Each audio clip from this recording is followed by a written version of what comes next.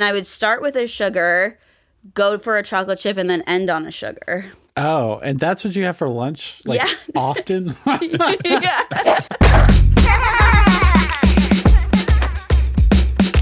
Hello and welcome to School Lunch Program, the show we're going to talk about what was for lunch, what is for lunch, and what will be for lunch.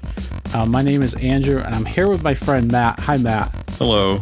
Today on the program, we're going to talk about the Whole Milk for Healthy Kids Act that is bringing whole milk back into public schools. Comedian Laura Merli is going to join and talk about school lunch. But first, here's the lunch menu for the week of February 2nd at New York Public Schools. Matt, what do you got there for February 2nd? On February 2nd, 2026, they'll be having French bread pizza, basil Parmesan carrots, salad bar, or pizza bar. On Tuesday, the 3rd, they'll have honey glazed chicken, garlic noodles, Szechuan-style zucchini, salad bar, or Zen and Zest bar. On February 4th, they'll be having turkey quesadilla, salsa, tomato vinaigrette salad, salad bar, or fiesta bar. On Thursday, the 5th, they'll be having Caribbean spiced jerk chicken, island pasta, cinnamon plantains, salad bar, leafy green bar. On February 6th, the Friday, they'll be having kidney bean rajma, veggie nuggets with dipping sauce, naan bread, curry potatoes, salad bar, or Eastern harvest bar.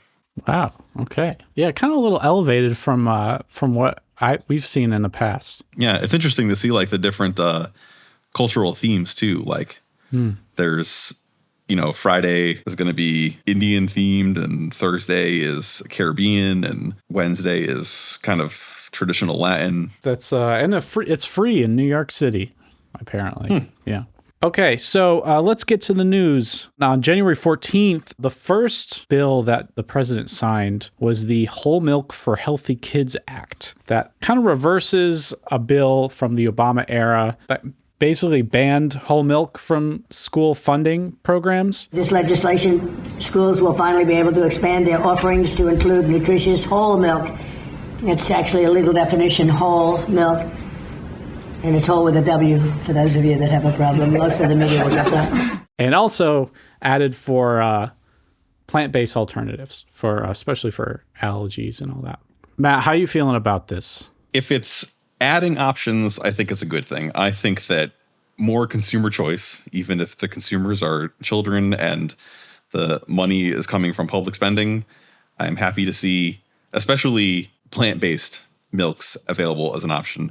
And I think that whole milk coming back is harmless. I think as long as 1% and skim stay available options, I think the students or their parents should be able to choose any milk they want. Yeah, apparently 2% was also not available for this program as well. The reason behind that was because it's just saturated fat in milk, and the Obama administration, especially Michelle Obama, was tackling childhood obesity in the program she was running. So that the meaning behind it was to reduce saturated fat in school lunches.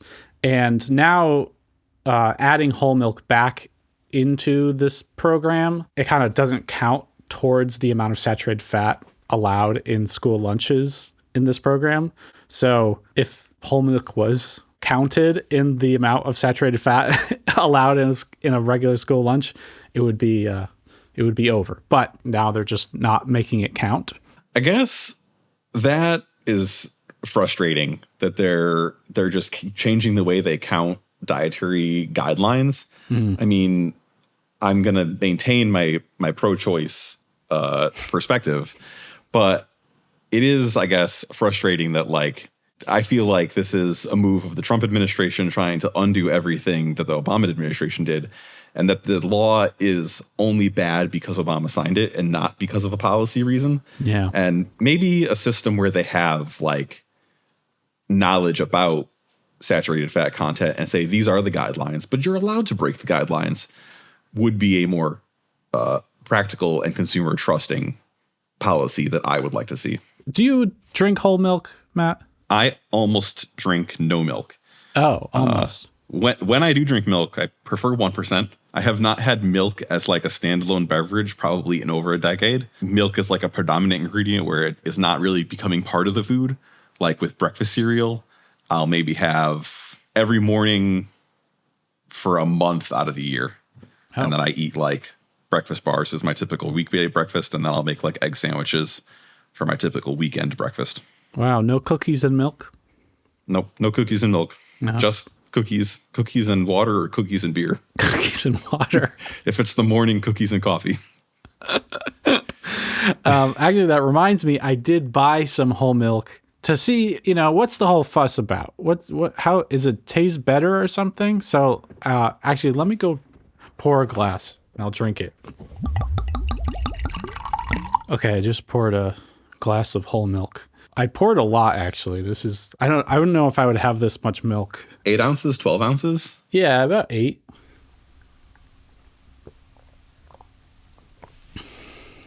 It is a lot creamier.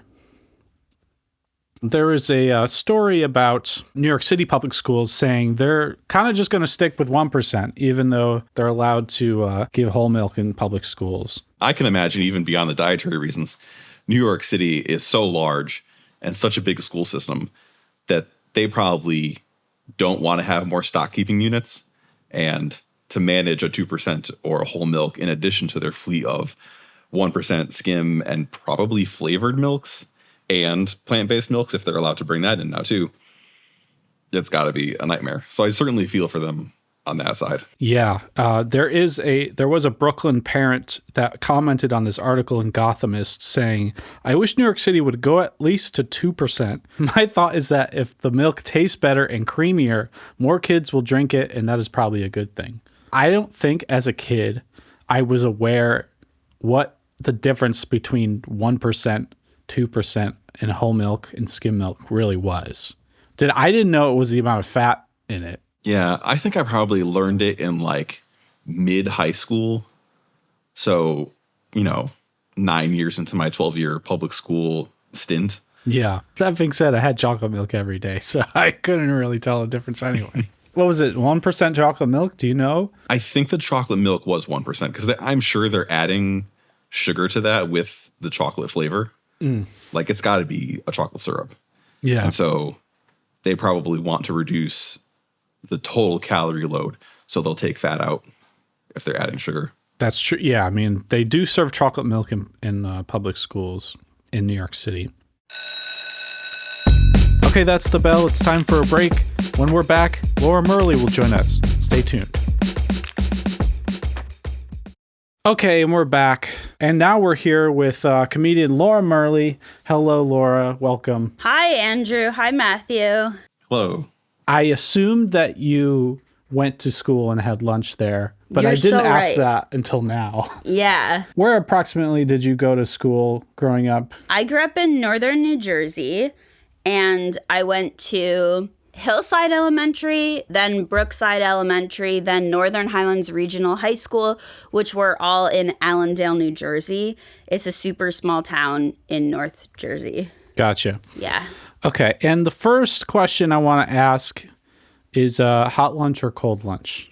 I think I have some explaining to do. Okay. So my mom initially would pack my lunches, but I thought it was so cool to go to school with money and be able to buy things. Yes, yeah. So I actually begged not to do that. So eventually she would let me do that, and lunch was $1.75. Yeah. I think I was right. Was that how much it was for us, Matt? I feel like it was too early, and then I finished high school at like $2.25. Okay. Yeah, okay. Yeah, $2.75 I feel like Approximately was $2. by the time I got out was $2.75. Okay, I think mine actually started at $1.50 and went up to $1.75 throughout my schooling experience. But what was frustrating to me is my mom would give me exact change, and I was always really sad that meant that was the exact price of a school lunch, and I really wanted the snacks because I didn't love the lunches, but my high school and middle school made the most amazing cookies that I have ever had. What kind? So sugar was my favorite. Mm-hmm. And then also they had chocolate chip. So at least like once or twice a week, I would treat myself to, instead of buying the hot lunch, I would just buy 2 sugar cookies, a chocolate chip cookie, and a drink. And cookies were 40 cents each. Yeah. And that I was like, oh, I'm so bad. I remember people would do some kind of hack like that. Like instead of getting milk, they'd get 2 little juice cartons. Or like, I even remember just someone going back and buying another lunch. Straight up just buying 2 lunches. Do you remember that, Matt? Oh, yeah. There were a few kids that did that. Yeah. Well, I was so afraid that I was going to get caught by the lunch aides, but in hindsight, I don't think they even cared. Yeah. I don't think they were watching us with eagle eyes. I think they were just trying to make sure we weren't fighting. Yeah. But I had a very specific technique. So the cookies, they were hard around the side and squishy in the middle, which I think is truly ideal for a cookie still. I still hold that belief. But they weren't warm, they were cold. And I had a very specific technique. I would eat all around the outside of them, the hard part first, and then the middle part. And I would start with a sugar, go for a chocolate chip, and then end on a sugar. Oh, and that's what you have for lunch? Like, Yeah. often? Yeah. How often are we talking? I feel like, 5 days a week. Yeah, probably like twice a week at least. Oh, okay. Yeah. Wow. That's wild. Yeah. When did you stop bringing lunch to school and when did you start buying lunch? Probably later middle school. So I Yeah. guess I should have been mature enough not to do the cookie thing. Yeah. But I was really excited for the cookie thing. Did they have vending machines in your cafeteria? No. Oh, no. We did. I don't know if there was even soda. I wasn't really a big soda drinker at the time. There was just like the mini cartons of milk Yeah. that came with the hot lunch. And I think there might have been water bottles too. Yeah. It always baffles me how much milk I drank with every meal I had for lunch for years. Because my mom was also one of those people who was like, you got to have a glass of milk for dinner.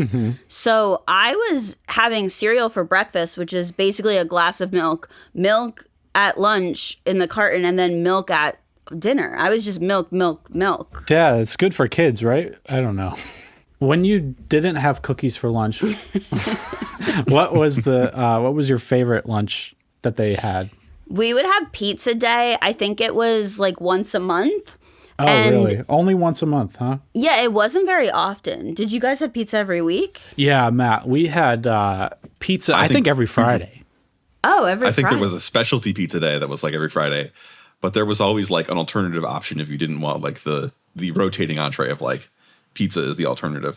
Or actually, we were discussing this the other day, and you said it's either pizza or hot dog. I think they alternated where it was like pizza on Monday and Wednesday and hot dog on Tuesday and Thursday. Really? Yeah, so like the second choice, it'd be like first choice and second choice. And first choice would be like whatever changes every day. And second choice would either be a hot dog or the, I think French bread pizza or just like or just like a slice of pizza. Yeah. Like square. So like we ate a lot of pizza in school for sure. You could have pizza almost every day. Wow, yeah, you definitely couldn't have pizza every day. And Connecticut and New Jersey are both definitely Italian-American places. So Yeah, a lot of pizzas. But this was not the traditional pizza. This was like Domino's, I think. Oh yeah. Did they call it something special? They didn't call it something special. They just said it's pizza day, but it had the trademark brown spots on the cheese that Yeah. Domino's has and that like texture on the back of it. Yeah. So I'm pretty sure it was Domino's. I have heard other places across the country, notably in Wisconsin, and they had a local pizza chain that would supply the pizza for school lunch. Oh, okay. So maybe it's not Domino's. Maybe it's just something that looks a lot like Domino's and feels like Domino's. Yeah. Matt, do you remember? that could be. Do you remember? We had there was a day we had Chuck E. Cheese pizza at school. Oh, really? I don't remember, no. I mean, we're Matt's a year older than me, and but we went to the same public school. Oh, so you guys had a very similar but fully different experience. Yeah. He just experienced it 1 year before me all the time. Matt, were you like the cool older guy? maybe to Andrew only. That's true. It's true. Well, Matt had the car before everyone else. Okay. Yeah, I mean, both of us definitely did not find ourselves in like the cool crowd, but also I don't think our school was hyper cliquey where you were like a loser nerd. It was just like, No one threw yeah, you into lockers. I'm in marching bands instead of being in football, but like I don't think I was ever abused. That's good. No, you know what, Matt? You know that my dad used to refer to you as the kid that Christopher punched on the bus. Oh, that's true. I did. Yeah, your cousin did beat me up one time. What was your experience like culturally at the lunchroom? Were you on the cool kids table? Oh, of course not. I really struggled to find a group, and I would be in one for a little bit and then out of one and then in one and out of one. And definitely found lunch to be a challenging time. Yeah, but I never resorted to what I would see on TV where people would eat in a bathroom stall. Every time there's like a character who has like social issues on TV shows in high school, they go and they sit on a toilet. I cannot imagine sitting on a toilet eating. No, that's not in a public school. No, I would sooner not eat. But I mean, even sooner, I would eat alone. Yeah. Eating alone, actually not bad. I do it all the time. You don't need to talk and eat. No. It's even more efficient if you're not talking. Yeah, I was going to say, so what I've found personally is any sort of like humor in my childhood kind of rooted a lot in the lunchroom. And as you, a comedian, did you find that was kind of your stage growing up? No, but I wish that it was in hindsight, because for so long when I was young, I wanted to be popular and cool. And I saw the class clown figure as kind of lame. Yeah. And it actually wasn't until later in life that I found some power in that, in humor. And I actually think that it's more fun to be the funny one than to be the one who's relying on social class or hotness or charisma. Like I'm glad to that I can be like goofier and funnier now. And I think being funny also does involve a certain level of not taking yourself so seriously. And I think when I was younger, I was so insecure that if people were laughing at me, it made me really nervous. Yeah, I found like the first time I remember like making people laugh was like in the lunchroom. Did you have any food fights in your cafeteria? No, I always thought those looked so cool in movies, and I felt like we should have one. Yeah. And I think I wanted to have one. A lot of people wanted to have one. And I think there was one day actually where everyone was like, okay, this is going to be the big day. We're going to have a legit movie style food fight. And there was just this energy in the air. Everyone was like so excited. It was like, oh, what kind of food do you buy? But then everyone was kind of afraid to throw the first food because once everybody's throwing it, it's kind of like the damage or the punishment's going to be spread out kind of far, but the first person is going to potentially get a lot of heat on them. And then finally someone threw it, and I think like two other people threw a little thing, and one of the lunch aides was just like, how can you guys do this? You realize the janitor you're gonna make so much extra work for the janitor, like they have a hard job. And she gave this speech and we all felt like complete shit. Yeah. And that's true, actually. It's true. Aside from that, being mindful of the work you leave for others, when food fights happen in movies, like the spectacle is so grand, but like it always starts from a place of passion, and that kind of thing can't be planned in real life. Like you're like, yeah, I want to have a movie style food fight, but the characters are like in a heighted moment and they want to fight,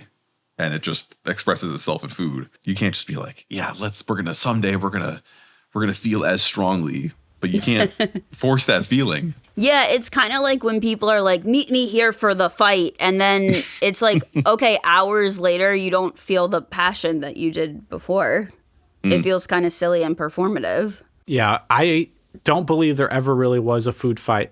Maybe there was one that kind of inspired it all, and If anyone is listening and actually did participate in a food fight, please let us know. Yeah, I do wonder what the origin of it is because it was such a big trope in children's media for a while. Totally. Probably still is. The earliest cited work of fiction that Wikipedia has for a food fight is the Battle of the Century in 1927. The quote is, "Food fights are frequently featured in children's television and books, usually as an example of childish, destructive, and reckless behavior." Oh, see, I thought as a kid it was an example of being cool.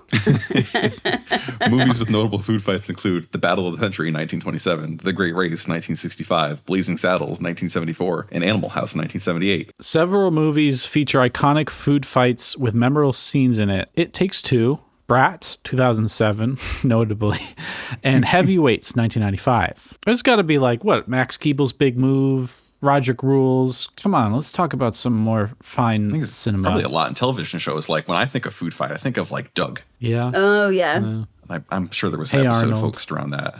Okay, so lunchboxes. Do you have any memories of people with unique lunchboxes? Did you carry a lunchbox early in the early days? Yeah, before I was like, I really want to be cool and bring money to school. I did have a lunchbox. It was one of the insulated ones, so it wasn't as cool looking. It was more functional, but I do remember seeing a lot of cool lunch boxes because I think a lot of the cool ones were the plastic square that had a picture of some sort of cartoon or pop culture memorabilia on it. But those really didn't necessarily keep your food good like the insulated ones. I remember specifically having a Simba lunchbox. Oh, nice. And I remember not liking it anymore because I think my mom made chicken noodle soup and put it in the thermos. But it was like a plastic thermos, so like it didn't keep it warm. So I remember like being traumatized by this and it was just grossed me out. So I just never wanted to use the lunchbox Cold again. soup is tough. Yeah. That's an interesting association, though, to like be disgusted by a non-food item because of a food experience associated with it. Yeah, I never used that lunchbox after that. I just remembered another really favorite lunch item for me to buy was tacos. We did have a taco day pretty regularly. It was always hard shell with beef, lettuce, pico de gallo. I don't think there was a single sauce. Okay. I think there might have been the shredded cheese. Matt, do you remember having tacos? I don't think we ever did. I don't remember exactly, but something comes to mind of like a soft shell taco, but it might have been like pre-assembled. Yeah, soft shell taco kind of sounds familiar. But I can also imagine our school district having like, here's the tortilla and meat, and then like here's a side of like lettuce and tomato and cheese. Well, tell Laura your favorite lunch from... Oh, well, from our pilot episode, I was saying these like chili cheese nachos. Oh. And it was like stale round corn chips with like canned beef chili on top and then like never solidifies highly processed cheese product. I think that sticks out to me as my favorite, except for the ever controversial breadstick dunkers that Andrew hated. Yeah, so that was our tacos, I think, was nachos. But yeah, so my least favorite, and I'm probably going to bring this up every episode, is we had breadstick dunkers. Okay. Which were just white bread dinner roll style breadsticks. Okay. With a cup of marinara and a cup of shredded mozzarella cheese. I think I would have liked that. Yeah, everyone loved it except me. I And guess. like, Why didn't you like it? It was hot in our school, and so it's surprising that Andrew doesn't like it. But I maybe it had better taste than everyone because like I thought it was unacceptable to give us a stick of bread with a cup of cheese and a cup of sauce. Like that can't be lunch. I've been thinking back on breadstick dunkers earlier today, and I remember one time they gave me like, it was tomato sauce, but it had like an unchopped tomato. Like it was like the tomatoes that you buy in a can that are intended to turn into sauce. Like it had no skin. Like the peeled tomatoes? Yeah. And I just remember like thinking, how do I eat this or work around this. And it was kind of just like, How do I work around this? I don't know why that still sticks with me, but yeah, one time I got like a whole tomato in a cup. Well, it's good to know that they had those actual tomatoes in the sauce. This makes me wonder, was our school processing like canned tomatoes to make sauce, or did somebody just get the wrong shipment that day? And they were like, well, And be this like, is what this they got. will do. At some point, we should really look into the vendors of and the distributors of these school lunches. You don't happen to know offhand? Maybe Cisco. If I had to guess, it's Cisco stuff. But who was Sodexo was the contractor that we used for our college. Same. Yes. Did you guys have the rumor at your college? Because we had this rumor, and I think it might have been at a lot of colleges, where they were like, Prison food. no, they said they put laxatives in the food because it's not fresh, so they want you to poop it out fast so you don't get sick. And I was like, is that true? And people were like, yeah, totally. And at first I believed it, but now I'm like, I really don't believe that. I remember that rumor too, actually. This doesn't sound completely unfamiliar, but I don't believe that now. But I don't could either. believe that like the food is enriched with like fiber, like supplemented, so that you don't get backed up as a child living on your own, a young, a legal adult, but not a spiritual adult living on your own, eating whatever you want for the first time. You believe there's a board meeting where they're like, we got to get these kids to poop more. Yeah. You said prison food at first before we got onto the laxatives discussion, and Yeah. they're definitely like the same contractor. Yeah, it's the same contractor. I remember that floating around, and it's like, oh, they're giving us food for prisoners. In retrospect, it's like, I hope we're all eating the same food, man. Yeah, prisoners deserve to still eat good food. Yeah. Hopefully, Yeah. it's not And like honestly, it wasn't good food. Prisoners, I mean, everybody got mid food, right? Yeah. yeah. I feel like everybody thought that their college had horrible food. Yeah. So if we were hoping that our food was better than prison, then it's like, well, what did we think prisoners were eating? I Like know, and we thought that actual was okay. slop? Yeah, that's not okay. I know. Specifically in college, I remember having a lot of chicken patties, and they used to put like slices of American cheese on the chicken patties. Oh, really? Yeah, and I always associate that with having them in college. And I was like, why did we need the slice of American cheese on it? It was fine. I just had another memory going back to middle school and high school lunch. Besides pizza day and taco day, I didn't like a lot of the foods that were hot foods. So when it wasn't one of my allowing myself to eat cookies day, a lot of the time I would just buy a muffin, and it was always a corn muffin. Oh, yeah. Yeah, because those were one of the few things that they sold as like an alternative to it was just like hot lunch option Yeah. or muffin. What? So you could have like chicken nuggets, or you could have a corn muffin. Yeah, and I did really like corn muffins. They were pretty big, but Okay. I'm like, that probably isn't a full meal. But No, yeah. You didn't have like an option for like a deli sandwich? I don't think so, but I also didn't really like that. Yeah. The only sandwich I really liked when I was a kid was a peanut butter sandwich, or maybe peanut butter and banana. Oh, yeah. I didn't even like peanut butter and jelly because I didn't really like the texture of jelly. Oh, that's what Matt eats for lunch every day. Yeah, I eat now as an adult. Yeah, I eat peanut butter and jelly every day for lunch. I got my apple at 9:30 and my peanut butter and jelly at 11. And Do you take the crust off? no, Nice. It's the best part.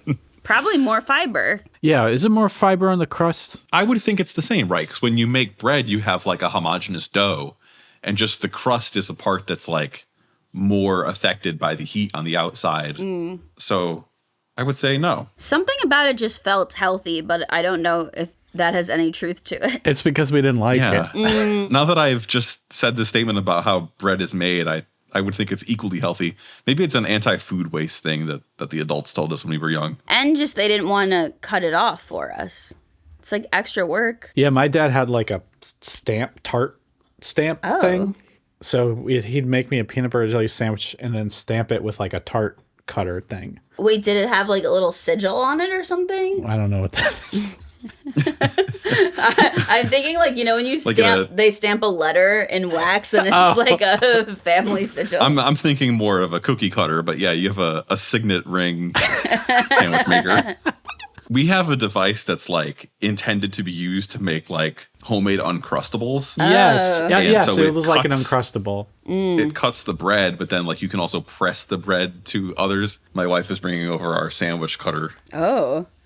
Wow. What is it made of? Is that It's plastic. It's never been used. It's still in its original packaging. Never been used. I bought it for my wife for Christmas 2024. But now you both got used to eating crust. Yep. Nice. But yeah, you use this part to punch out the piece of bread, okay? and then you place the bread in this, and you can see that it has like this dimpling. And this other half does, and do they meet? I'm doing it wrong. My dad had one that was like a press. It had like a kind of a spring on it, and you'd press down on it, and it would like turn the sandwich into like a little with those little edges around it. One weird sandwich hot take that I've always had is I like the end of the bread. Yeah. You know how a lot of people are like, we got to get rid of this end of the bread. Yep. For me, that was the heel or the butt bread. Yeah, I thought it was exciting. Yeah, at work we have a communal loaf of bread, and people go into the loaf of bread, skip over the end piece, and take a piece of bread out. I don't get that at all. So I feel obligated to take it because I'm like, I will eat it. That's fine. But I think if you land on the end piece, you have to take it because now everyone's finger Their is fingers have been on it. Yeah. So now I'm like eating everyone's finger bread. In a communal setting, it's complicated. But when I am like accessing my bread and I'm the only one who uses it, Yeah. I never eat the end pieces. I do get excited when I get to throw them in the front yard like a frisbee for the birds to eat. Oh, birds eat them? Are you not supposed to do that, Matt? I don't know. An argument for skipping over that piece, though, is that will keep the next piece of inner bread fresh, so it has less exposure to air. Oh, so it's like a buffer bread. It's there on purpose. Yeah, maybe. And because it has elegant, enriching curves. Yeah. So you typically take the end piece? Yeah. Yeah. And Italian bread, there was like this specific Italian bread that we used to get growing up. The way they chop it would be like the end piece would be like that big. And we used to call it the kneecap. I could see it. I can see how that looks like a kneecap. Yeah. One more thing, I want to look at what is for lunch in your school currently. How would I know Which school? I actually have the menus up earlier for Brookside. Okay, great. Do you want the week of February 2nd for Brookside? Sure. They have on Monday pizza bagels, chicken and waffles, and plant-based tenders. All Whoa, three? we never had. It's probably choose Those one kind if of I had to things. guess. This is not my Plant-based. school district. Yeah, we did not have anything plant based in my day. Or if we did, it wouldn't be called that. They have, it's in green with a picture of an apple next to it, which makes me think there's plant-based options for the other days, but these are not plant-based options for the other days. The green apple choice on Tuesday is ham and cheese hero. Oh, hero. And then the other options are village pizza and chicken and cheese empanada. Village pizza, huh? You know what that means? There was a pizza place in my town, I think, called Village Pizza. So it must be a Oh, Maybe they're local buying. pizza. And I could be wrong, but I really don't think we were having Village Pizza when I was there. I really think it was something more processed, but I could be wrong. I love this initiative of incorporating local pizza. into Yeah, I think that's a schools. good thing for sure if it's more fresh. Yeah. On Wednesday, they have sushi day Oh, we definitely never had sushi. That's wild. with 3 exclamation points and 9 clip art sushis. On Thursday, the 5th, they have village pizza again. Okay. Wow. Chicken lo mein with stir-fried vegetables. And then the green apple option again is grilled chicken Caesar salad. Wow, this is like college level. lunch. Yeah. Friday is the Super Bowl pregame celebration. Whoa. With an app sampler with buffalo wings, mozzarella sticks, onion rings, and a cheese quesadilla. Cool. Non-alcoholic beer. I don't know if that's more than the regular lunch because they're charging $6.75 for that, they say. Damn. Whoa. Prices have really skyrocketed since my day. Oh, yeah. What is a subsidized lunch cost these days? Traditional lunch is $4.75. Featured favorite Village Fresh lunch is $5.75. 2-slice pizza meal is $6.75. 2 slices. Reduced price lunches are 50 cents. Nice. Faculty traditional lunch is $5.25. Staff are paying more than students by 50 cents. It would be so sad to eat a school lunch as staff, but I guess it's gotten better, so maybe it's not sad. If I was a teacher, I'd do it for like a week just to have it. I mean, it'd be cheaper than like all the other options downtown. Well, They that's have true, snacks yeah. a la carte. You can get a fresh baked cookie small for $1. So those, if they're the same cookies they were as when you were there, I should show Those are up and buy them. Buy them in bulk. I meet some kids on the playground and I'm like, hey, come here. They still got those cookies. I need you to buy something for me. I'm good for it, I swear. Okay, Laura, thank you so much for joining us. Thank you. If you ever have any more school lunch stories, feel free to stop by again. Yeah, I'll think of them because as we've been talking, I have remembered some things that I didn't expect, and I'm sure there's even more that I didn't think of that'll come back to me. Yes. Okay, well, thanks everyone for listening and watching and doing all the other stuff. Please support your local lunch ladies. Good night.